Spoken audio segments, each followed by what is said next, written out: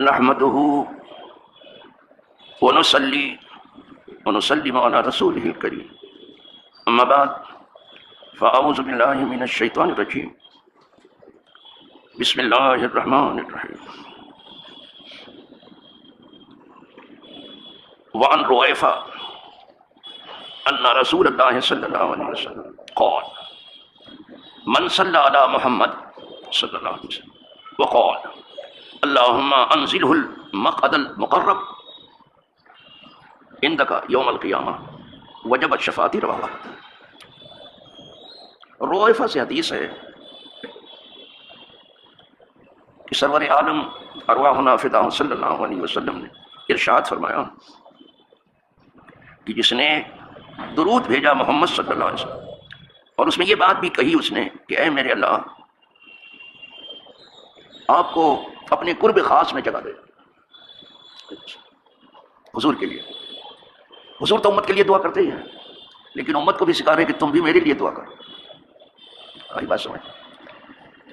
ہاں کبھی کبھی جب میں کہتا ہوں کچھ لوگ کہتے ہیں میرے لیے دعا کیجیے، میں نے کہا میں تو برابر دعا کرتا ہوں، پوری امت کے لیے دعا کرتا ہوں، اور دعا کے سوا میرا کوئی دھندا ہی نہیں ہے۔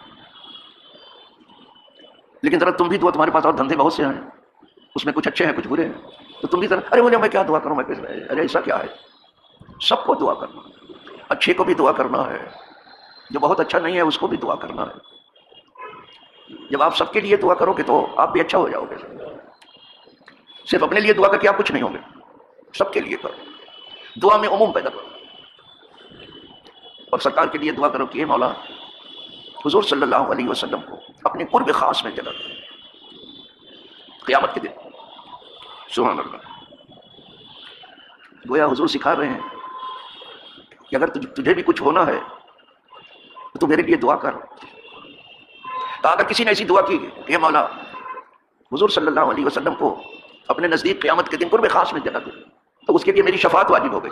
یہ بھی تمہارے بھلے کے لیے کہہ رہے ہیں کہ اپنا بھلا چاہتے ہو تو ذرا دعا کو آگے بڑھنے دو، یہاں تو اپنے قبر سے آگے نہیں بڑھنے دیتے، معلوم ہوتا ہے انہیں کو سب دینا ہے، آپ کو کیا دینا ہے؟ جس قبر پہ کھڑے ہو کے دعا کرتے اس سے آگے نہیں بڑھتے، یہ بہت خرابی ہے، بہت بڑی تباہی ہے۔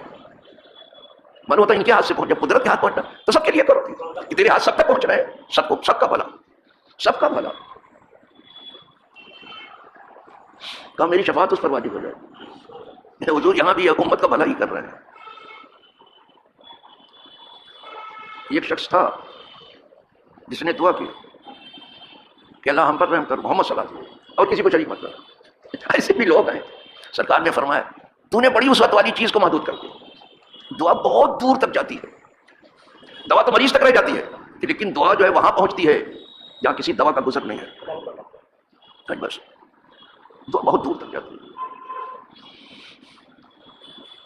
لقد حجرت واسعہ، بڑی وسعت والی چیز کو تو نے جو ہے محدود کر دیا۔ آدمی کے اندر جو بخل ہے نا، وہ جیسے پیسہ بانٹتا ہے، دو چار آدمی کو ادھر ادھر دے کے چھٹی کر دی، تو ویسے سمجھتا ہے کہ یہ ایصال ثواب بھی ہے۔ ارے بھائی سب کے لیے دعا کرو، پوری امت کے لیے دعا کرو، سارے جہان کے لیے دعا کرو کہ اللہ سب کا بھلا کرو۔ اگر سب کا بھلا نہ بھی ہوا نہیں ہوگا تو تمہاری دعا سے تمہارا ہو جائے گا، تمہارا ہو جائے گا، ڈیفینیٹ ہو جائے گا، کیونکہ آپ کے سینے میں وسعت آئی، سب کے لیے پھیلاؤ آیا، ورنہ وہی تنگی لیے رہتے ہیں سینے میں، جو دینے لینے میں ہے وہی دعا میں بھی ہے تنگی۔ ایک بزرگ فاتحہ پڑھ رہے تھے قبرستان میں، تو جتنی قبریں ان کی نظر میں تھیں، سمجھے، کہا میں جن قبور کو دیکھ رہا ہوں یہاں پورے قبرستان، اللہ سب پر رحم کر، یہ دعا کر۔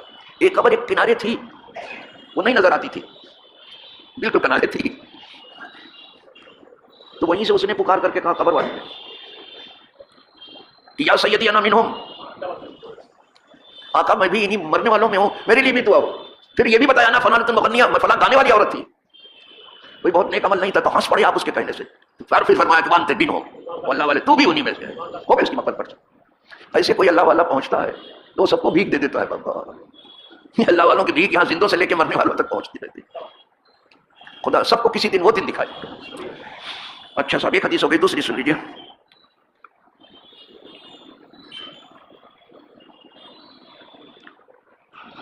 اس روایت امام احمد بن حنبل نے روایت کیا جو آپ سن چکے۔ دوسری روایت عبد الرحمن بن عوف، صحابہ میں یہ بہت مالدار تھے، مال و دولت کا کوئی ٹھکانا نہیں تھا. جیسے لوگ کہتے ہیں کہ میرے پاس اتنا ہے کہ دھرنے اٹھانے کی جگہ نہیں ہے نا، تو وہی معاملہ تھا. اور بے تحاشا خرچ کرتے تھے، خرچ بھی ایسے ہی تھا بے تحاشا. اور اتنے غیرت مند تھے کہ جب ان کے حضور نے وہاں بھائی بھائی سب کو بنا دیا تھا، مہاجرین انصار کو، تو حضور نے جس کو بھائی بنایا تھا اس نے بڑی بڑی پیشکش کر دی ان کے لیے، کھیتی باڑی جو کچھ اس کے پاس تھا سب نے کہا میں آپ کو شریک کر رہا ہوں اور آپ آرام سے کھائیے اور رہیے ہمارے ساتھ. کہا نہیں بابا ایسا ہے، مجھے تو مدینے کا بازار بتاؤ. یہ تاجر تھے زبردست تاجر، آپ مجھے کھلائیں بہت بہت بہت شکریہ، بہت بہت شکریہ. آپ میری راہ میں پل کے بچھائیں بہت بہت شکریہ. آپ کھیتی باڑی میرے حوالے کریں بہت بہت شکریہ. لیکن مجھے تو آپ مدینے کا بازار بتائیے، میں کماؤں گا آپ کھاؤ. یہ حوصلہ چاہیے، میں کماؤں گا. بتا دیا بھائی شام کو اتنا کما کے لائے. کہا دیکھیے مجھے بامبے میں ایک تاجر یاد ہے، نام نہیں لیتا ہوں، بہت بڑا تاجر تھا. ایک دن مجھ سے کہنے لگا، اس کا موڈ تھا کہنے لگا، کبھی کبھی تاجر لوگ اپنا راز کھول دیتے ہیں. کہنے لگا مولانا صاحب آپ جس شہر میں رہتے ہیں اور جو وہاں کا بازار ہے، اگر میں چند دن وہاں رہوں نا پورے بازار کو قبضہ کر لوں. تھا اس وقت بہترین تاجر تھا، اللہ اس کو غنی کرے. اچھا آدمی تھا، وہ بھلا آدمی تھا، خدا کی راہ میں بہت اچھا خرچ کرتا تھا. تو ایسے آئے تو شام کو جب آئے حضرت عبد الرحمن ابن عوف جن سے حدیث اب آ رہی سامنے، کہا اب آپ آرام سے کھائیے، ہم کما کے لائیں گے آپ کھائیے. جی صاحب.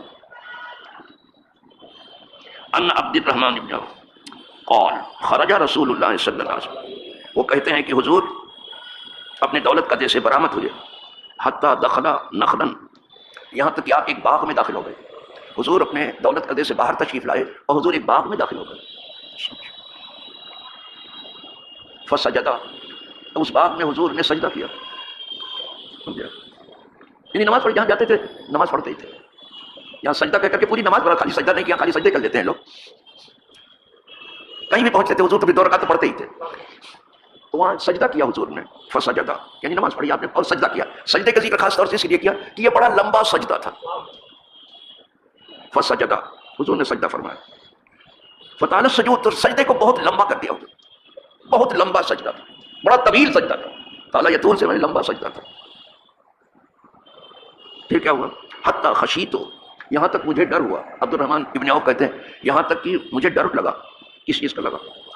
ان یکون اللہ تعالیٰ قد توفاہ، مجھے ڈر لگا کہ کہیں اللہ نے آپ کو سجدے میں وفات تو نہیں دے دی. اتنا لمبا سجدہ تھا. اب آج کل ناٹا سجدہ بھی دیکھ لیجیے، اتنا لمبا سجدہ پتہ نہیں ٹھیک سے سر رکھا کہ نہیں، جلدی سے اٹھا کے تان سے تیار. بہت حیرت ہوتی ہے، یہ کیا ہو رہا ہے؟ کیا سمجھ کے کس کے سامنے آپ چک رہے ہو آپ؟ مجھے ڈر لگا کہ کہیں اللہ نے آپ کو حالت سجدہ میں وفات تو نہیں دے دی. مجھے ڈر لگا، خشیت تو ڈر لگا. فجئت انظر، تو میں دیکھنے لگا کہ دیکھو کیا ہوتا ہے. وہیں کھڑے ہو کر کے دیکھنے لگا کہ دیکھیں حضور کب سر اٹھاتے ہیں. ڈر رہے تھے، بہت ڈر رہے تھے کہ کہیں وفات تو نہیں ہوگی.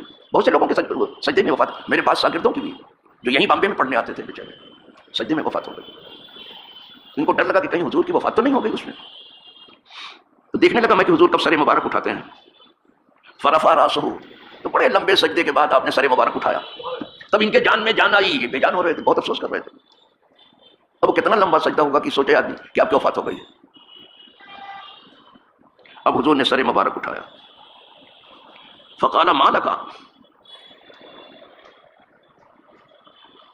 حضور نے فرمایا تم کو کیا ہے؟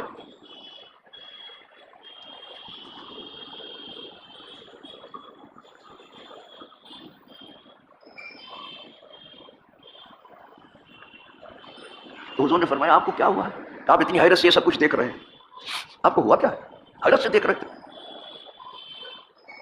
قال، تو کہتے ہیں فقال ان جبریل علیہ السلام، حضور نے فرمایا کہ بے شک جبریل علیہ السلام قال لی، مجھ سے فرمایا، جبریل علیہ السلام نے مجھ سے فرمایا. کیا فرمایا؟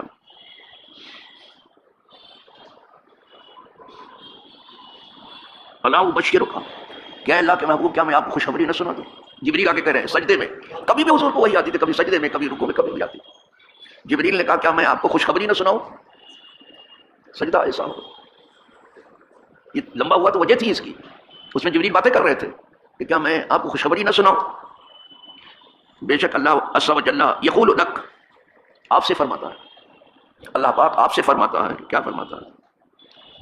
ابھی حدیث قدسی ہو جائے گی، اللہ تعالیٰ فرماتا ہے، حدیث قدسی ہو جائے گی. اللہ تعالیٰ فرماتا ہے من صلی علیہ کا صلاۃً صلیت علیہ، اے محبوب جو تم پر درود پڑھے میں اس پہ پڑھوں گا، میں اس پہ پڑھوں گا. اے محبوب جو آپ کو درود پڑھے میں اس پہ درود پڑھوں گا. اللہ فرماتا ہے ومن سلم علیہ سلمت علیہ، اور جو آپ کو سلام کہے گا، سلام پڑھے گا آپ پر، میں اس پر سلام پڑھوں گا. یہ اللہ فرماتا ہے. اس لیے میں سلام کو برابر درود و سلام کو بہت تاکید کر رہا ہوں. یہ گنتی کے ایک دو مت کیجیے آپ، ایک دو کر کے جلدی سے مسلح اٹھا کے کھڑے ہو گئے، بس ہو چکی نماز، مسلح اٹھائیے.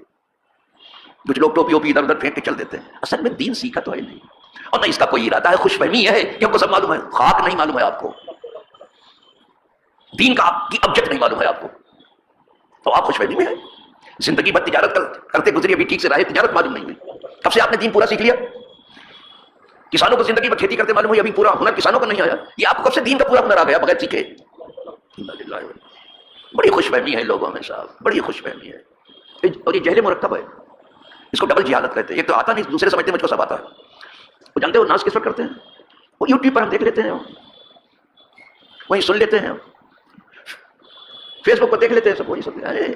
ایسے تمہیں کیا، زیادہ تر وہاں غیر مقلدین اپنا ہنر آزماتے ہیں زیادہ تر، اسی لیے لوگ بگڑتے چلے جا رہے ہیں. بہت کم سنیا کی گفتگو وہاں ہے، زیادہ تر غیر مقلدین کا فتنہ ہے جو اپنی لپیٹ میں لوگوں کو لیتا چلا جا رہا ہے.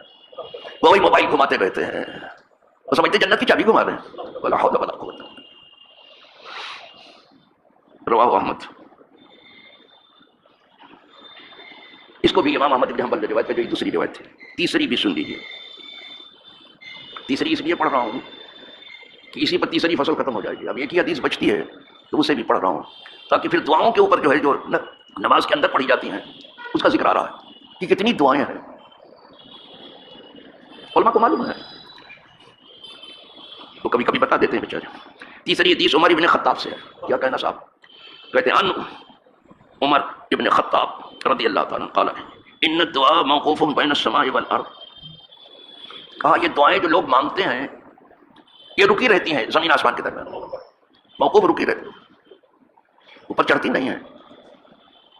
یہ دعائیں رکی رہتی ہیں زمین آسمان کے درمیان.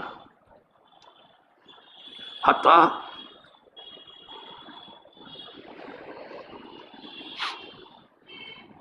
لا یسد منہا شیء، یہاں تک کہ میری آئی سائٹ قریب والی تھوڑی کمزور ہوئی ہے اور مجھے دیکھنے میں بہت زیادہ جو ہے پاپڑ بیلنا پڑتا ہے، بہت دیدہ ریزی کرتا ہوں تب وہ ٹھیک سے پڑھ پاتا ہوں.